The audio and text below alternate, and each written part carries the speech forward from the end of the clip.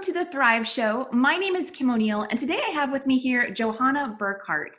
Johanna is a multidimensional channel, medium, and quantum coach and energy facilitator with a mission to help others become the creator of their realities by seeing their soul's pathway clearly. Welcome, Johanna. Thank you for having me. I'm so excited.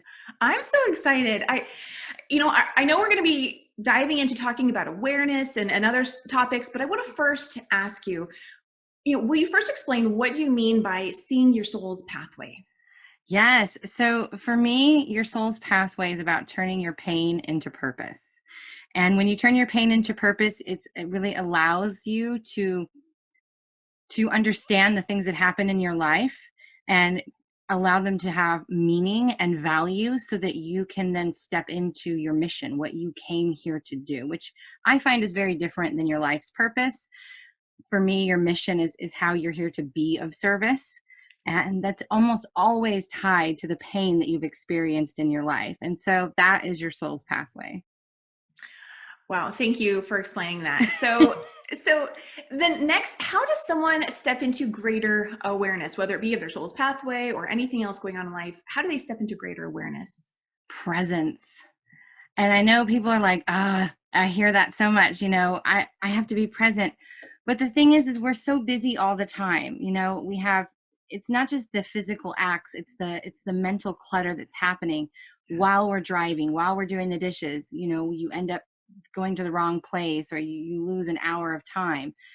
And so the more you can slow down and be present in any experience, whether it is doing the dishes or talking to your children or, driving or, teaching a class, whatever it may be, when you're super present, meaning all of your attention and focus is right there in that, with that person, with that act, you begin to notice more things. You see people's reactions, you feel what's happening in your body, you notice things that you didn't notice before.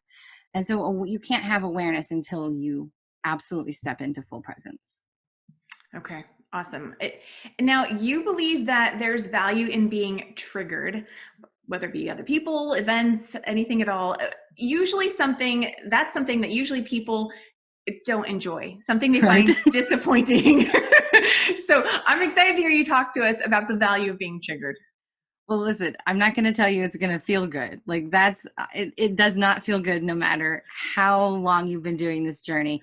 But when you're triggered, imagine it's if somebody pushed a button. And literally, you know what that means when someone pushes your buttons, and then you start to feel all that energy inside of you and that emotion. But because they push that button and that emotion's starting to rise, that energy's starting to rise, it means that it's ready to be seen.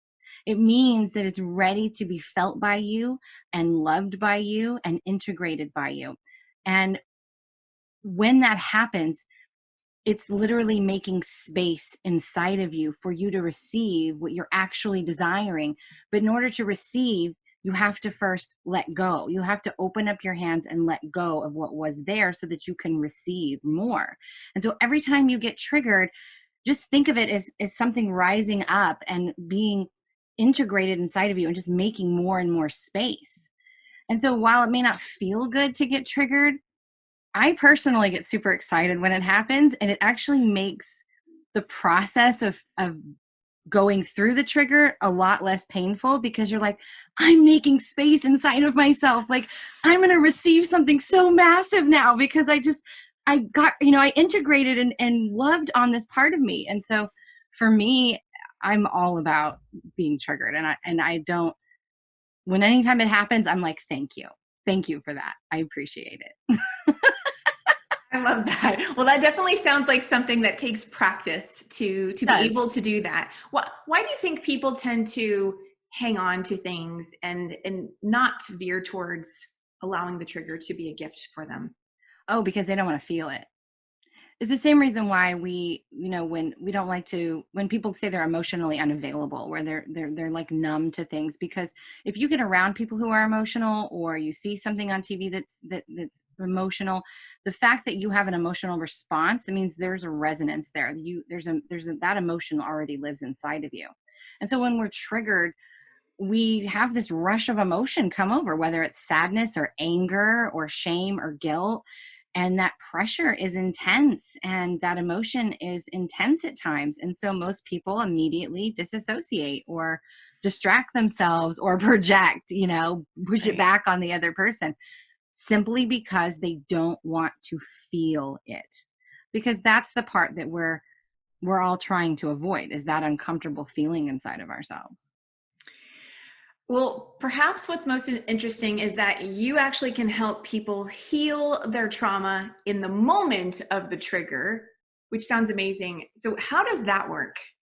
So to make this a very shortened process,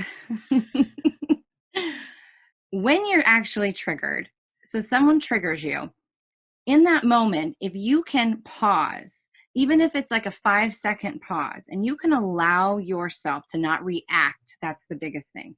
So don't react, literally step away from whatever's happening if you're able to. Step away from it, step into a bathroom, a closet, step outside, whatever you can do. And then just allow yourself in that moment to feel what your body is filling up with. So what were you about to do? Were you about to guilt somebody? Were you about to get angry with somebody about what you were being triggered? So whatever that emotion you were about to project, that's what's filling up in your well, if you will. Okay. So just notice what's coming up inside of your well, and take note, because that's the symptom. The emotion is the symptom. And then you want to feel where that lives in your body. Literally, is your chest caving in? Do you have anxiety? Do you have a pit in your stomach? And in that moment, just feel into the pain in your body, because that's where the resistance is living. And so if you can do that and you can ask it to get bigger, imagine it like your car driving into a wall of fog. As you start to lean into that resistance or into that intensity in your body, as you drive into a wall of fog, what happens? You start to get a little bit more clear, a little bit more clear, and then you're like, oh, now the fog's gone. Well, really, it wasn't. But now you've just kind of adjusted, and you're seeing clearly now that you're in it.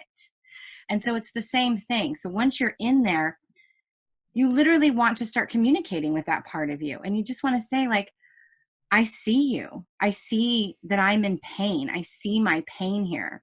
I hear the stories that my mind is telling me right now. I'm hearing the inner child, I'm hearing the ego, or I'm hearing whatever the protector personality is wanting to defend and project.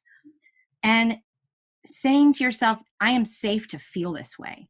I'm safe to feel triggered. I'm safe to feel angry right now. I'm safe to feel disempowered or worthless or whatever it is. I'm safe to have this emotion, because we don't want to push away or reject that part of ourselves anymore. We want to call it in closer. And then you want to let yourself know that you love yourself despite the fact that this is happening, and just literally sitting with the emotion and the intensity in your body and saying, just having that short conversation. This can literally go as fast as 1 minute, or it could take an all-day process depending on the trigger. But when you sit in the emotion and you feel all of it, you just allow yourself to feel it completely, to see it completely, and to feel safe to have that moment, the energy starts to subside. And the reason why it subsides is because you are seeing it and you are hearing the words. And so it doesn't have to keep coming up over and over and over again, because you've acknowledged it and you've honored it, because this is an important part of you and you don't want to reject it anymore. And so when we have trauma, we fragment and we literally create separate parts of ourselves. And so when we feel it and we do this exercise, it's like the bowls that you see getting, melded back together. I always forget what those are called, but Like a pottery bowl? Or... Yeah, you know how you like the Chinese bowls that are like broken and they weld them back together. Yes. So it's literally like that. It's like you're in those moments, you're welding that piece back into your soul, and you're like, oh, okay, like I made that space. And so that's the short version of how to do that. But you literally have to feel it to heal it. That's it. Like if you just sit and feel it for yourself and see the pain that you are in, it will transform your life. I love that. You gave so many tips there, and I know it makes a difference to actually be working with someone through this, but some of that, I mean, that's something a person at home could literally just kind of rewind, write those steps down, and take time to go through that with themselves. Absolutely. Awesome. And I just want to even point out here, so so she was talking, you're talking about the trigger and then pausing because you're having that emotion. So pause and then do all those steps that you're saying. So not because after the you've trigger, the trigger, when you're in the trigger, that energy is alive right there. You don't have to go back and dredge it up.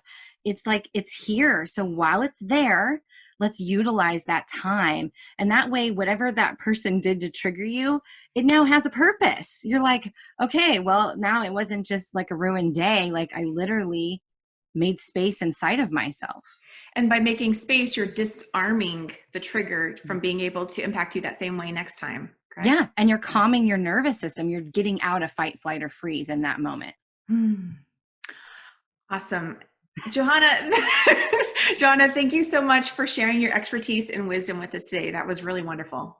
Thank you for having me. Absolutely. And to our audience, we hope that you found value from today's conversation.